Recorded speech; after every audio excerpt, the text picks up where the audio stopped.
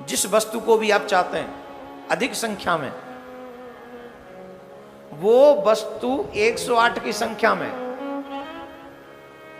वो वस्तु 108 की संख्या में जब तक सामान चले, श्रावण मास हो, ध्यान से सुन लीजिए, फिर बाद में मत कहना कि बताया नहीं, बहुत बड़ी बात बता रहा हूं। जो वस्तु आपको चाहिए प्रचुर अवस्था में, श्रावण मास में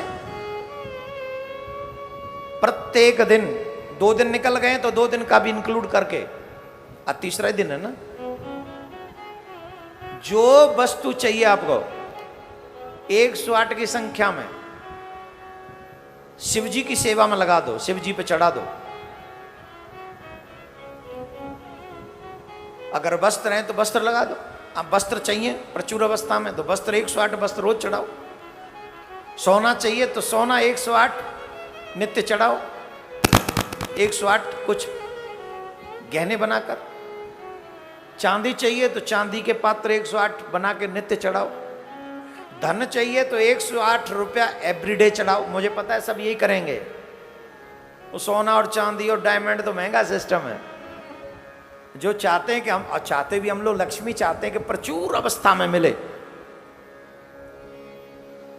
तो जो 108 की संख्या में कोई भी वस्तु श्रावण मास में जो शिव जी पर अर्पण करता है या शिव जी के कार्य को करने में लगाता है, उसके श्रावण मास पूर्ण होने पर करोड़ों गुना ज्यादा करके महादेव 1 साल में वापस कर देते हैं। करोड़ों गुना, एक दिन में नहीं, 1 साल के भीतर भीतर।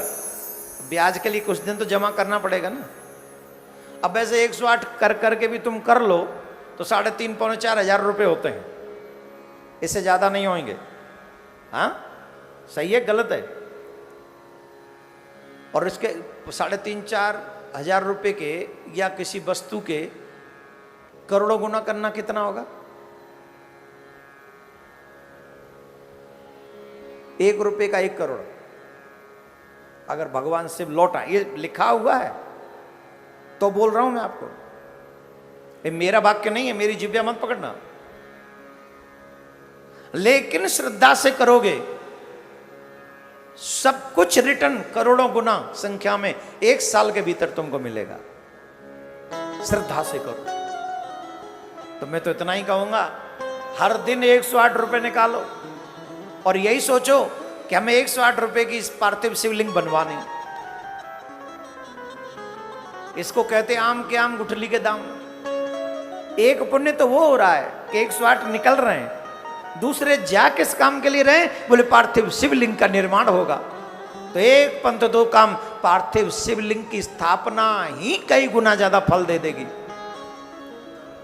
तो इस श्रावण मास में कितना फलदायी है, कितना पुण्यदायी है, मुझे पता है, मैंने पढ़ा है।